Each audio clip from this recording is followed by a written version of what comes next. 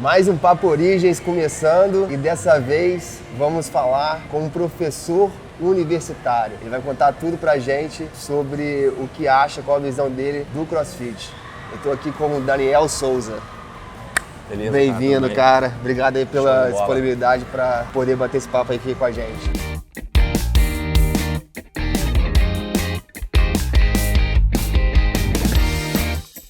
Então, Daniel, primeiro eu queria saber um pouco aí do seu histórico profissional, como é que foi a sua trajetória para você chegar nessa função hoje, nessa profissão de professor universitário.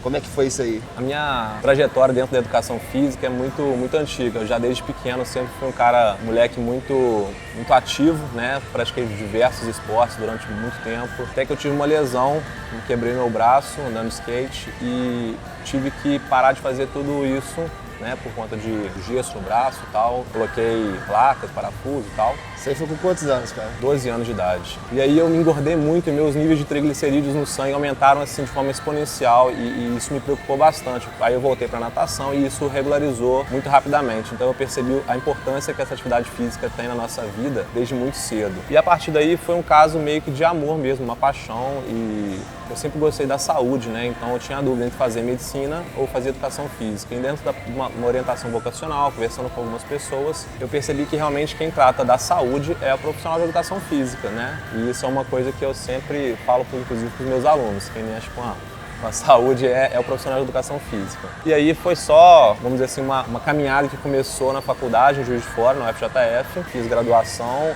tanto na habilitação para bacharelado e licenciatura. Fiz uma pós-graduação na área do treinamento esportivo também, lá na mesma instituição. E em seguida eu, como dentro da faculdade, eu passei um período de 6 meses em Portugal fazendo um intercâmbio. Aquilo me chamou muita atenção, a qualidade da estrutura da instituição, da Faculdade de Desporto da Universidade do Porto. E aí a gente, conversando com algumas pessoas e tal, e eu percebi que era a melhor opção seguir para o mestrado naquela instituição, e eu fui aprovado e segui para o mestrado em 2013 na área do treinamento esportivo também, só que agora focado um pouco mais no alto nível esportivo, no alto rendimento. Trabalhei como preparador físico numa equipe de handball por lá e tal, e agora estou iniciando o doutorado agora em janeiro, estou indo para a Universidade de Trás-os-Montes e Alto Douro, na cidade de Vila Real. Se tudo der certo, eu pretendo estudar o CrossFit agora também. Maneiro. Além disso, quando eu comecei a dar aula, por acaso, assim, foi meio por acaso. Eu sempre tive uma orientação dentro de casa do meu pai. Meu pai é professor universitário já há muitos anos. Sempre tive muito orgulho da função que ele exercia, né?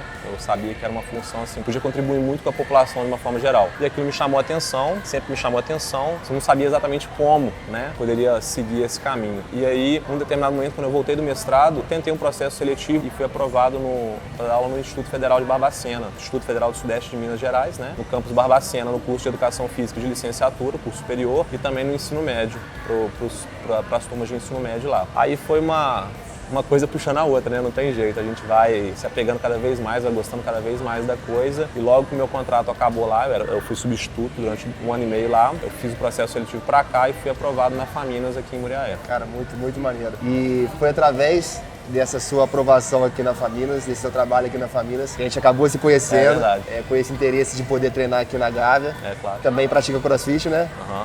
Eu sou praticante de CrossFit desde 2013, cara. Comecei, assim, um pouco de preconceito, e quando eu me peguei em determinado momento, comentando até em roda de amigos e tal, sobre o CrossFit, sem ter uma bagagem, sem ter uma tanto teórica quanto prática mesmo, eu falei, olha, peraí, vamos lá, tenho que saber um pouco mais sobre isso, porque eu não posso falar sobre algo que eu não conheço. Não, muito fera. Não tem jeito. E aí que tá a importância de a gente ter aqui o Daniel hoje conversando com a gente. A gente já passou por aqui o Leandro, que é médico, dando a opinião dele sobre o CrossFit, e agora a gente tem um profissional da área acadêmica para poder dar a sua opinião até embasada em dados científicos sobre a modalidade. E aí eu quero saber então qual que é a visão assim, acadêmica do CrossFit. Então, Felipe, é o seguinte, cara, a gente tem que pensar que o CrossFit é uma coisa relativamente recente, né? Então a gente não pode ter comparações de coisas diferentes. Vou dar um exemplo para você. Comparar o treino de musculação, que é algo que é amplamente já estudado estudado há muito tempo,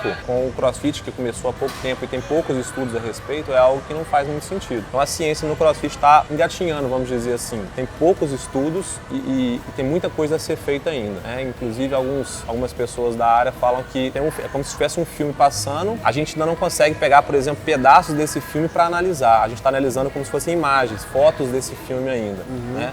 A gente está fazendo coisas mais, vamos dizer assim, agudas ou de pouco tempo de intervenção do que trabalhos mais de longo prazo. Então, assim, a gente tem que lembrar que o CrossFit é recente, a ciência está começando a estudar ele, mas é extremamente importante que esse conhecimento científico seja desenvolvido em cima da nossa modalidade, com certeza.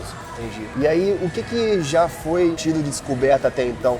E como é que é visto a questão da lesão no CrossFit? É engraçado que esse tópico sempre gera muita polêmica, vamos dizer assim, né? Na verdade, a polêmica é pelo senso comum, não pela ciência, porque na ciência é muito bem descrito que as taxas de lesão a gente tem que separar em dois pontos, incidência e prevalência. Uma coisa é o número de lesões num espaço de tempo, outra coisa é onde essas lesões acontecem. Então vamos lá, vamos começar pela questão temporal. Então assim, se a gente for comparar, quando a gente fala de estudo científico em cima de lesão, a gente tem que pensar que tem que existir um padrão. Esse padrão é sempre a cada 1000 horas de prática normalmente, tá? É o que se utiliza como padrão na literatura científica. A cada 1000 horas de treino a gente vai verificar quantas lesões tiveram um determinado grupo. E aí é interessante a gente perceber que o CrossFit tem taxas inferiores a, por exemplo, modalidades amplamente praticadas no Brasil. Futebol, vôlei, basquete, handebol, esportes de contato, por exemplo, futebol americano, rugby, tem taxas muito mais elevadas. Esportes de luta, então, tem taxas muito maiores do que a prática do CrossFit em si. Nessa questão do CrossFit em relação à lesão, as taxas se assemelham muito às lesões no levantamento de peso olímpico e na ginástica, que é tudo que o CrossFit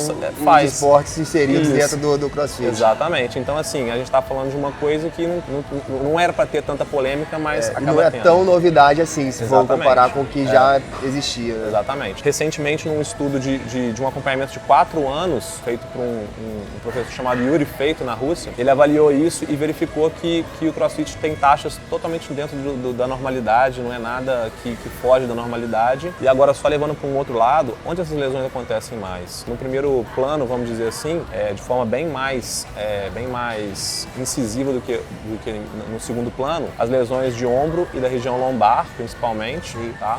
A gente sabe que o ombro é uma articulação que tem um grau de movimento muito grande, executa diversos movimentos e precisa de ter uma estabilização muito bem feita. E normalmente a população falha um pouquinho nisso aí, o que é totalmente normal também. A região lombar, normalmente por um déficit de postural e até de fortalecimento da região do core, né? Então é importante trabalhar bastante essa região do corpo para auxiliar a reduzir e não deixar acontecer as lesões na região da lombar. Num segundo plano, a gente tem cotovelo e joelho, né? Por serem, vamos dizer assim, amortecedores do nosso organismo. Então também é totalmente normal, mas são bem menos lesões do que ombro e região lombar também. E aí você falou sobre prevenção, citando como a lombar, as lesões lombares, né, na região lombar, uma forma de prevenir seria o trabalho de fortalecimento de core. Perfeito. Então, assim, basicamente, a prevenção, ela está associada a um trabalho de fortalecimento e até mesmo de fisioterapia preventiva. Sim. É curioso porque as pessoas acham que a fisioterapia deve ser feita somente após a lesão ter ocorrido. Não, ela deve ser feita de uma forma rotineira até para você ir tratando e não deixar que o seu organismo, entre aspas, exploda, né? Vamos dizer assim, estoure. Mas isso deve ser feito de um acompanhamento gradual e a médio e longo prazo, vamos dizer assim. Sobre prevenção, a gente pode falar sobre diversos aspectos. Tem a parte da mobilidade, a gente sabe que a gente trabalha em grandes graus de movimento. O agachamento é profundo. Quando a gente faz, por exemplo, um keep na barra, o ombro chega numa amplitude articular muito grande. Então, um trabalho de estabilização também de outras regiões é extremamente importante. Então, os exercícios acessórios muitas vezes devem ser feitos, né? Trabalho de força geral, para que a gente consiga ter uma estrutura firme, estável e que consiga sustentar aqueles movimentos que vão ser realizados. E esses exercícios acessórios de fortalecimento, eles são extremamente importantes para acontecer dentro da própria box, dentro das aulas. Com certeza. Então isso, quando a gente pensa dessa forma, a gente pode ver que esse índice de lesão pode variar aí de box para box, dependendo do trabalho que é feito. Perfeito. Uma programação mal periodizada, vamos dizer assim, pode afetar diretamente nesse indicador de lesão, com certeza. Por exemplo, dentro de um aquecimento a gente pode colocar alguns movimentos até sim, relativamente simples, né, mas que podem servir justamente para esse auxílio de prevenção, esse trabalho acessório, skill, enfim. dá para fazer isso em uma forma bem tranquila dentro de uma programação de um E box. assim, só para deixar bem claro pra galera aí que fortalecimento que a gente tá dizendo aqui não está ligado ao volume. Isso. Que é o que a galera pensa muito nisso. Pô, então, Exatamente. assim, fortalecimento tem que ser forte, tem que ser grande, tem que malhar. Isso. Não é isso, tá? São duas coisas diferentes. O volume muscular e a força muscular. A gente está falando sobre ter força para poder sustentar a atividade do seu dia a dia. Isso é a funcionalidade que a gente costuma dizer sobre treinamento funcional. Os exercícios funcionais são esses, que auxiliam no seu dia a dia, na sua tarefa de rotina, ou seja, uma atividade esportiva, seja nas suas tarefas domésticas, no seu trabalho, enfim. É isso aí. E aí, como você vê, assim, quais são os principais benefícios que o CrossFit traz para as pessoas? Então, na literatura, como eu falei, tem poucos estudos que abordam o CrossFit em si e não existem muitos acompanhamentos do CrossFit. A gente tem uma variação constante dentro da programação do CrossFit e isso, de certa forma, auxilia por um lado, mas dificulta por outro. Mas vamos lá, alguns estudos já conseguiram trazer como principais benefícios aumento de força muscular, e não estou dizendo só o volume, tá? O volume pode acontecer e isso depende também de fatores nutricionais, assim como o emagrecimento também. Fortalecimento da musculatura, resistência muscular, capacidade cardiorrespiratória, que é muito importante, né, no nosso dia a dia e até um indicador de saúde, inclusive. A gente pode falar sobre flexibilidade, graus de flexibilidade também foram indicados já como sendo favorecidos pelo trabalho no CrossFit, além de fatores psicológicos também, né? A gente sabe que isso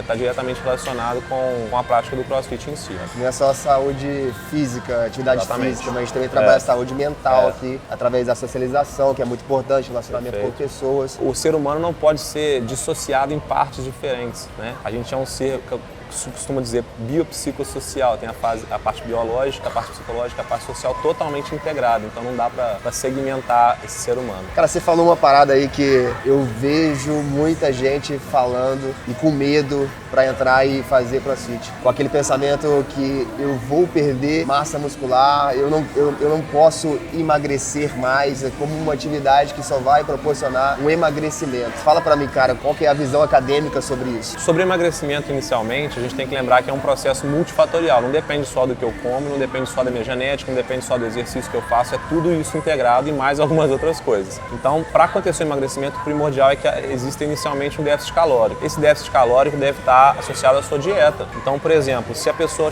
vem para cá achando que vai emagrecer a qualquer custo, depende muito do que ela faz fora daqui, na parte que ela está se alimentando, café da manhã, almoço, janta, lanches, né? Não dá para ela pensar que só a atividade física em si é responsável por isso. Ela não pode deixar isso de uma forma desregulada. Então ela tem que, por exemplo, aumentou o nível de atividade física dela, tem que, se ela tem um metabolismo mais acelerado, por exemplo, e tem uma facilidade em perder peso, tem que se alimentar de acordo com isso. Assim como uma pessoa que tem dificuldade em emagrecer. Se, por exemplo, para de fazer um pouquinho de atividade física ou reduz esse nível de atividade física, tem que também reajustar a questão nutricional. E uma coisa está diretamente relacionada à outra. Perfeito. Então, assim, se esse é o caso, procura um profissional adequado, um nutricionista, para poder elaborar um plano nutricional. Não é o professor de educação física, não é o médico, é o nutricionista. É isso aí. Daniel, um assunto muito importante, cara, que a gente sempre tenta tratar aqui na box. A inclusão. Como você vê isso? Assim, CrossFit é para todo mundo? Qual que é a sua visão? Então, cara, eu vejo que o CrossFit pode ser para todo mundo. A gente tem diversos exemplos e eu até fico bem feliz de ver isso, porque cada vez mais a gente tem percebido como uma prática totalmente inclusiva. A gente tem aqui o exemplo do Nélio, do Léo, que não sei se treina aqui ainda, mas já treinou, tenho certeza. O Nélio tá ali, vai passar agora aqui no fundo, vocês vão ver. Tem o Léo também, que também já treinou aqui, já competiu pelo CrossFit Gávea também. Tem a turma de Kids, tem a turma dos 60 mais, que inclusive eu vi hoje mais cedo e tava dando um show. Cara, não tem muito o que dizer, né? A gente tem dentro da modalidade uma coisa que é a capacidade de adaptação dos treinos, dos WODs, dos exercícios. Então, essa capacidade de adaptação, consequentemente, faz com que quase todo mundo consiga fazer quase tudo. Vamos dizer assim, estabelecendo o padrão de movimento, uma técnica correta, eu acho que a gente consegue incluir, assim, pessoas de diferentes tipos de necessidades e de vontades e de, enfim... Todos os perfis. Todos os perfis. Isso já tem sido reportado na ciência. Eu vou dar um exemplo aqui, um estudo feito na Austrália. Eles inseriram a prática do CrossFit dentro das aulas de educação física no ensino médio, numa escola. E eles tiveram aproximadamente 90, 100 jovens participando e sim, foi um resultado extremamente positivo. Os níveis de motivação foram bem altos para aquela prática. A satisfação em realizar trabalhos de força, trabalhos em circuito, trabalhos em parceria com outros colegas, né? Vários deles sugeriram que essa prática fosse incluída nas escolas. É óbvio que a gente tem que levar em consideração outros fatores, mas, enfim, é uma possibilidade que eu acho que tem que ser, a gente tem que abrir os olhos para ela também. Cara, muitíssimo obrigado pelo Show de papo bola, aí. foi Tenho ótimo. certeza que acrescentou para todo mundo e pra gente aí, beleza? Valeu.